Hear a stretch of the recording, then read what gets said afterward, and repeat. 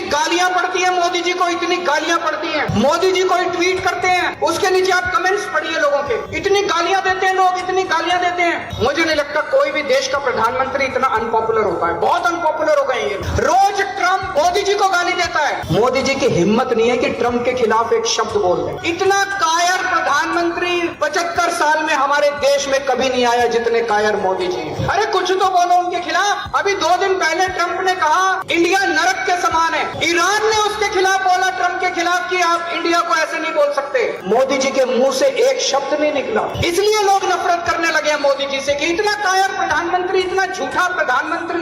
अब मोदी जी को कैसे, मोदी जी चुनाव कैसे जीतेंगे? इतने लोग उनसे जब नफरत करते हैं तो मोदी जी ने और अमित शाह ने मिलकर एक षड्यंत्र रचा। वोटर लिस्ट बदल दो, लोगों के वोटर लिस्ट से नाम काट दो, लोग वोट डाल नहीं पाएंगे तो कैसे जीतेगी दूसरी पार्टी? मोदी जी इस तरह से जीतना चाहते हैं। मोदी जी के 3 यार, CBI, ED, ज्ञानेश कुमार।